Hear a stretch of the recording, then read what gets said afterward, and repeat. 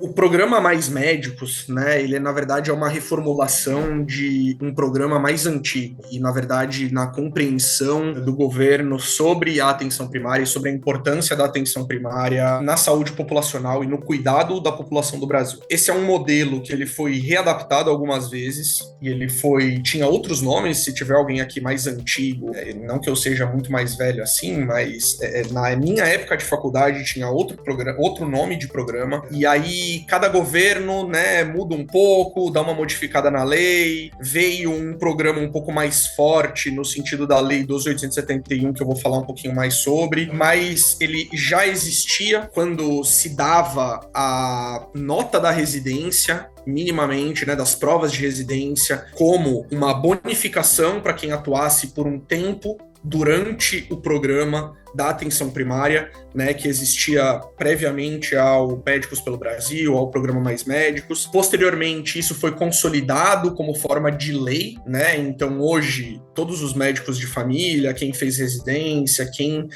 tirar a titulação, e inclusive esse benefício se estende após o Covid, né? Para quem ficou um tempo em atenção primária e tudo mais, tem essa bonificação dentro dos programas de residência, se for prestar uma prova, né, de residência. A partir do momento que isso se estrutura como um programa, se faz no sentido de ver a melhora que isso pode se trazer na população e nos atendimentos, né? Então, propriamente dito como programa, a lei, né, 12.871, que foi feito em 2013, e o objetivo inicial dela, digamos assim, era de simplesmente dar um provimento emergencial de médicos para áreas que não tinham esses médicos, que não tinham atendimento em atenção primária, além do fato de dar uma formação técnica em atenção primária. E isso também vem junto com incentivos financeiros, e alguns desses incentivos podem ser, inclusive, motivos primários, né, da manutenção no programa ou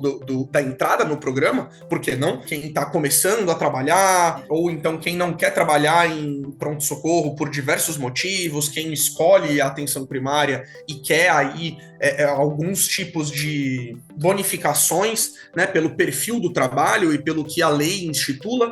Então, isso está sendo incentivado pelo governo desde 2013, e aí a gente faço minha primeira crítica aqui. A gente tem que tomar cuidado para não idealizar programas, né, porque um programa, muitas vezes, ele tem também uma intenção política, né, e aí, consequentemente, a cada ano ou a cada 4 anos, né, que se muda o nosso representante do executivo, esse programa muda de nome, muda ali os nomes das leis, mas isso fica muito parecido do ponto de vista prático. A teoria pode até mudar um pouco, mas a prática, quem vive o programa vê que muda muito pouco, e a gente não pode deixar isso nos enganar no sentido de buscar as melhorias independente do partido ou da pessoa que está propondo aquilo pra gente. A primeira coisa, né, dessas portarias, além da Lei 12.871, são algumas portarias, né? Então tem a portaria de 2023, que é a 752, e a de 2024, que é a 4.164, que elas vão tanto expandir, né, a modalidade, quanto minimamente consolidar os critérios de competências, né, e de dados que vão ser observados ao longo dos programas e ao longo das práticas médicas dentro desse programa. O único problema é que muitas vezes isso vem cheio de deveres, né? Então, da colocação e do preenchimento de prontuários, dos indicadores a serem alcançados por esses programas a fim de ter o pagamento, e infelizmente não vem com a devolutiva dos direitos, né, desses médicos, dessas equipes. Então, como tem que ser essa formação, quem são as pessoas que vão estar acompanhando o desenvolvimento tanto à distância quanto presencial desse médico, quem vai estar garantindo, né, a boa formação. Isso não é garantido hoje nem dentro dos programas de residência minimamente, quem dirá dentro de um programa sem nenhum tipo de acompanhamento, né? E nesse sentido, o Mais Médicos, desde a sua criação, ele promete sempre, mas na hora da prática, isso é um pouco dificultado. E na minha visão, existe a complexidade, né, municipal, no sentido de que o programa é federal, mas a aplicação do programa é municipal, né? Claro, isso é importante no sentido de um país continental como o Brasil, né? Então, o alcance municipal, ele é muito diferente do alcance federal no sentido de aplicação, mas quando a gente confunde essas duas coisas, a gente pode ter problema, porque muitas coisas que são exigidas pelo programa acabam sendo jogadas para o município, e o município ele não vai ter o alcance, ele não vai ter a base, seja ela educativa, seja ela formativa, ou até de insumos de unidade básica, né, da construção da equipe minimamente, do local da UBS minimamente, e aí isso acaba dificultando muito o dia a dia dos médicos, né? A gente dentro da mentoria Dominando a Atenção Primária já teve mais de 500 alunos e a maioria deles passou por algum dos programas governamentais, né, ao longo da sua prática e ao longo do acompanhamento com a gente, e a gente vê que enquanto existem alguns lugares, né, que a teoria que está descrita no programa, ela funciona muito bem, então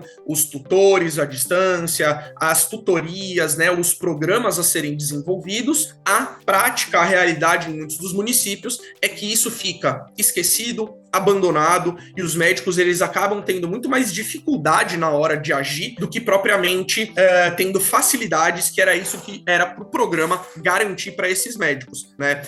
E aí, ao mesmo tempo, o município, para ele receber tudo aquilo, não só do ponto de vista do estímulo do Mais Médicos, quanto do ponto de vista do estímulo dos programas, né, da estratégia de saúde da família, dos indicadores associados à atenção primária, ele acaba exigindo desse médico coisas que esse médico não consegue, não sabe executar, ele não tem um lugar para ter suporte, ele não tem onde ter reclamação, e isso acaba sendo um problemão no dia a dia desses médicos que estão ali na ponta dentro do Mais Médicos. Então, falta essa contrapartida municipal para que a gente consiga ter uma estrutura do programa muito bem feita. E o foco, tecnicamente, era para ser nas áreas carentes, né? A gente viu em muitos lugares do Brasil pipocando questões associadas a trocas de médicos que já estavam fixados em territórios a despeito de novos médicos do programa Mais Médicos. Isso não faz sentido nenhum, tá? Do ponto de vista técnico, do ponto de vista estratégico, porque é o seguinte, gente, se a gente entende que o programa, né, inicialmente ele tem a proposta de levar médicos para lugares que não tem médicos, por que a gente vai trocar de um lugar que já tem médico fixado? E a resposta, muitas vezes, passa justamente por essa questão municipal, porque o município ele também tem outros interesses, né? Quando eu falo município, leia-se aqui de uma forma muito delicada, né? Ou os gestores, ou a secretaria municipal, os vereadores, enfim, isso precisa ser visto caso a caso, o porquê que isso está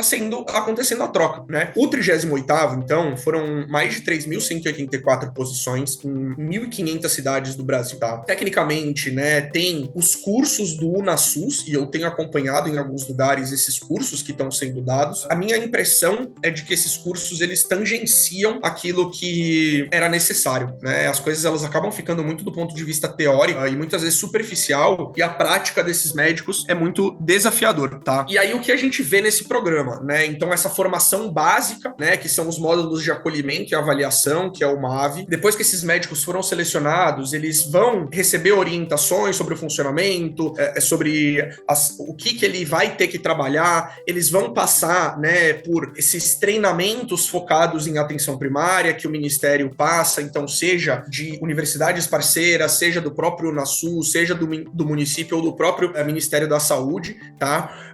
E esse médico ele vai passar por esses programas, e esses programas, principalmente esse módulo de acolhimento, né, ele é obrigatório, então todo mundo passa por isso. E aí a gente tem vários fatores, né, a serem levados nesse começo, porque de maneira geral existe uma proteção, tá, para esse módulo de acolhimento. Então, até onde eu ouvi, não existiu quebra disso que foi garantido, né? Então é bom, porque vai ter um momento de recepção desses médicos que em diversas situações vão ser recém-chegados, né, médicos revalidando, que ainda não tem muito contato com a atenção primária, muito menos com a atenção primária dentro do Brasil e com o modelo SUS, e eles precisam desse primeiro momento para se familiarizar com o programa. E aí, a partir daí, aí começa-se a prática e aí vai diferenciar de cada município. Existem municípios que vão trabalhar, né, que tem uma estratégia de saúde da família muito bem determinada, outros municípios que não têm essa estratégia tão bem determinada e que acabam trabalhando com uma UBS um pouco mais híbrida, tendo pediatras, ginecologistas e tudo mais, e isso vai variar um pouco mais de contexto a contexto, tá? O importante da gente saber nesse primeiro momento é que existe, do ponto de vista teórico, uma estrutura mínima que foi idealizada, e aí cabem diversas críticas, né, sobre essa idealização, sobre a própria questão do que tem ali, como é feito aquele acompanhamento, como é feita aquela avaliação de cada aluno, como existe ou não a evolução de cada aluno dentro daquele projeto. Eu acho que as críticas do programa, elas são dentro desse sentido, do ponto de vista educacional, né? A Sociedade Brasileira de Medicina de Família se propôs a dar um suporte para o Ministério da Saúde e para o Departamento de Atenção Primária com relação ao desenvolvimento das atividades, mas, no meu entendimento, até o momento, não aconteceu nada eficaz ou sólido no sentido de mudanças. A gente encontra, e falando aí, pontuando sobre a especialidade, né, da medicina de família como um todo, a gente encontra diversos gaps na formação. Existe o currículo baseado em competências, né, que a própria Sociedade Brasileira de Medicina de Família utiliza do ponto de vista formativo das residências, mas as residências elas não estão vinculadas inicialmente, né, às faculdades ou às sociedades de especialidades. Elas estão vinculadas à questão do Ministério da Saúde e principalmente do Ministério da Educação, né? Então ela vai passar ali por um crivo dentro do Ministério da Educação. Não existe nenhum tipo de regulamentação de maneira geral dentro das residências, se aquilo está sendo feito, se aquilo que foi prometido está sendo feito. Então existe um problema na formação da medicina de família como um todo, e a especialidade ela ainda não consegue agir como sociedade. Imagina num programa governamental que tem nuances loco-regionais, municipais, extremamente complexas. Então, não estou falando que é fácil, mas a forma como que está sendo feita, nesse momento, não está sendo efetiva, tá? Deixa eu ver aqui o comentário. Marco Túlio falou o seguinte, ele é do 38º. Comecei há 15 dias e não foi me passado praticamente nada sobre o programa. Então, vejam, mesmo a questão do MAV, né, que é aquele momento inicial da recepção desses médicos, parece que ela pode não estar acontecendo. Isso é um problema para todo mundo, para os médicos, para a população, para a gestão local, para a gestão federal. A gente tem que sempre ter o olhar crítico sobre as ações. Se a gente não tiver esse olhar crítico e se a gente simplesmente aceitar as coisas, tudo continua da mesma forma.